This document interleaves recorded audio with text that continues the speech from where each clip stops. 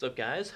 This is going to be my first video concerning a big guide in which you guys will hopefully get a ton of value out of. And today we're going to be talking about motivation. So we have Robert Tapala here. Thanks to him, he made all this possible. Otherwise, there would be no Geometry Dash. Okay, and I was going to have it hooked up to the laptop initially, but it's like not connecting, so I have to go over to this PC.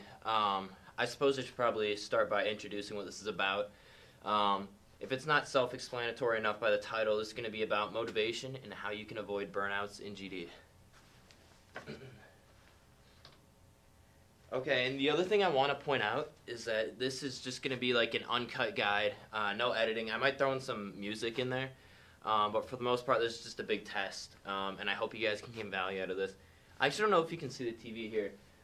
But it says gauntlets. Increases skill by incorporating a progressive path. Gives rewards to spice up your gameplay. Levels are handpicked for quality. So the first one, increases skill by incorporating a progressive path. So what you do is you hop in these, and to me they feel like almost mainline levels. So I love beating them. Anything that gives you rewards after. And what it does is it starts with an easier level, and you complete a series of 5 levels, and it gets progressively harder. And this is just a great way to do that if you're looking for a bit of a skill increase. I know this definitely helped me when I was first learning how to play Geometry Dash. I think the Fire Gauntlet was really good. All 3 of these gauntlets right here, Fire, Ice, and Poison, are really good if you're just barely beating Easy Demons. Maybe you haven't beaten Easy Demon yet. And then I want to move on to the left side with the Demon Gauntlet. This is a tough gauntlet, guys. It has really cool rewards. You can flex. The flex is the best part for me. Get to flex on my friends that I beat the Demon Gauntlet on mobile, back when I played on mobile. But the Demon Gauntlet is a great way to improve your skill.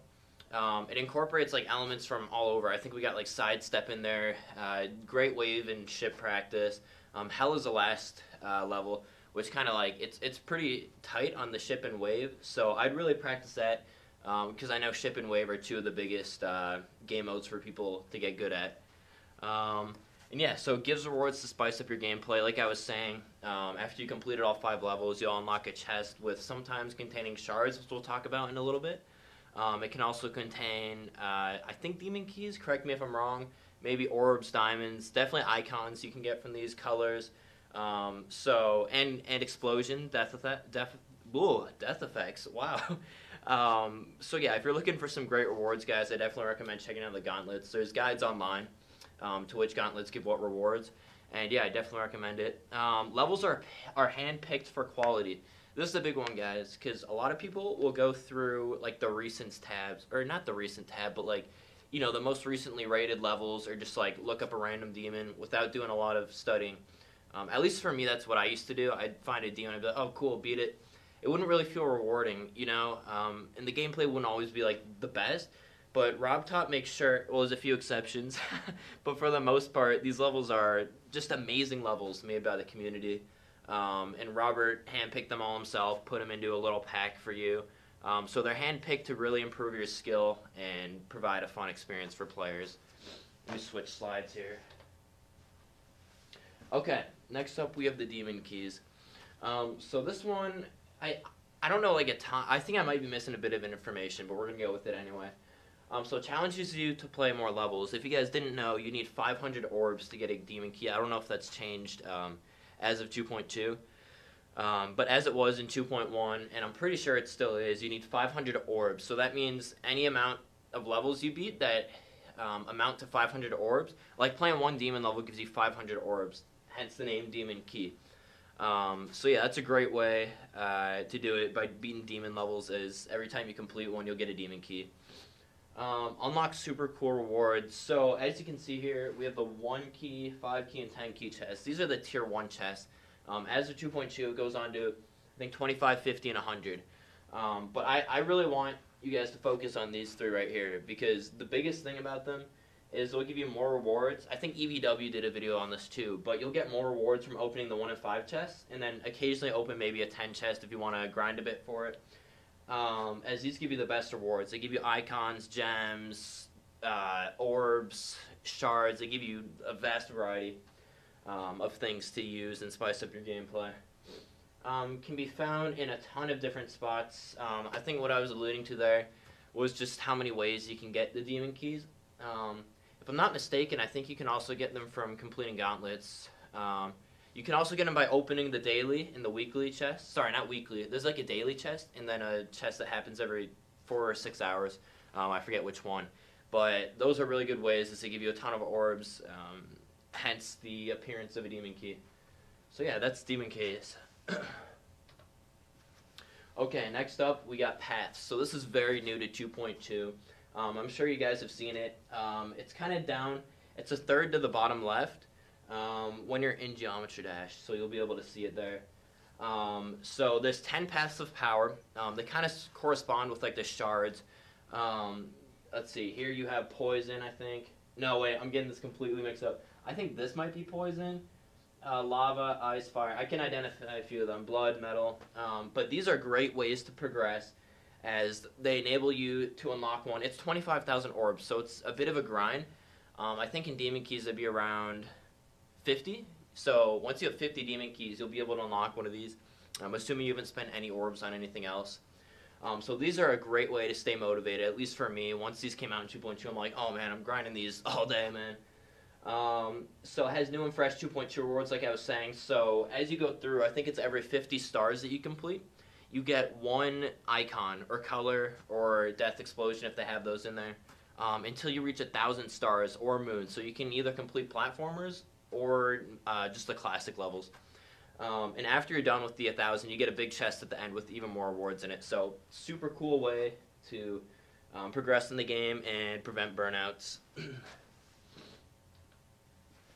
Okay, and now we have shards. So this is what I was talking about earlier. We've been talking about this a little bit, but let's go more into depth with it. So progressively unlocked over a large amount of time. These things, let me tell you, they take a long time to obtain. You'll be playing levels. The best ways to get these would be like the weekly demon, as you can get shards from that. That's probably the quickest way you're going to get them. They come out of the daily chest, sometimes the 6-hour chest, or 4-hour, correct me if I'm wrong. It can also come from gauntlet completions. I don't know if the paths of power give you shards, but I checked that out. But this is a great way to stay motivated for me, as you can see the progress go along. You need 100 of each shard, and with 2.2 they added 6 new shards, so 12 shards in total. You need 100 shards in each category. So that's around 1,200 shards. That's exactly 1,200 shards. So it's a bit of a grind, but if you like the heavier grinds and just logging in daily, make sure you're consistent with it, then I think this will be a great motivator for you. Okay, and finally, friends.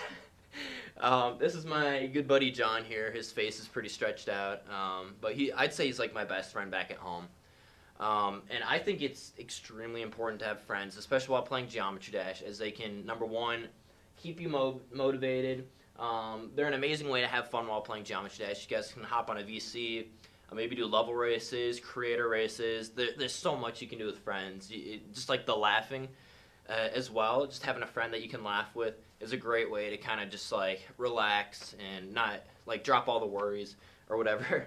And they help you grow, and they're always there for you. So I'd recommend getting like a group of close friends, which is what I'm trying to do in this community, that you can kind of be more close to and not really just like acquaintances in the hallway, if that makes sense. Like for example, back in high school, I had a lot of people that I'd know in the hallways. I'd talk to them, we'd laugh, and then we would never hang out outside of school, or if we did, it would just be us messing around, like we wouldn't be serious. But I really encourage you guys to make at least one friend that you can talk to seriously and tell them everything you're feeling. It's just a great way to improve your mindset, make sure your emotional health is better. And it's something I still struggle with, to find friends and be like more intentional about that. So, oh, and of course I have Discord friends as well, because I want to highlight the importance of having online friends as well. I don't know if it's because, I'm assuming it's because it's not like a face-to-face interaction. You're just able to like kind of be yourself more online, I guess, which shows like people's true colors. But then again, there's some people who are like, okay, it's online, no one can see me now, and they act like different and annoying. But I'd encourage you to find some friends on Discord, in the server. Join Smash Academy if you haven't already. We do a VC every day in there. and it's a great way to make new friends. So friends are huge importance in Geometry Dash. And then, oh yes, thank you, Kai. So Kai is just an amazing guy who puts a lot of time and money into his work so his community can get better and grow. If you don't know who Kai is, then you're living in a hole. He basically created Dash Academy. So I'm guessing everyone probably joined from his YouTube or friends maybe. But I'm just so grateful for Kai, man. He's such a great guy. He's active in the community. Unlike some other people who have like communities like this, he's a super nice guy, always commenting, helping people out, and he also he put a lot of money and time into this. So I think it's important that we all thank him for what he's done. So thank you, Kai.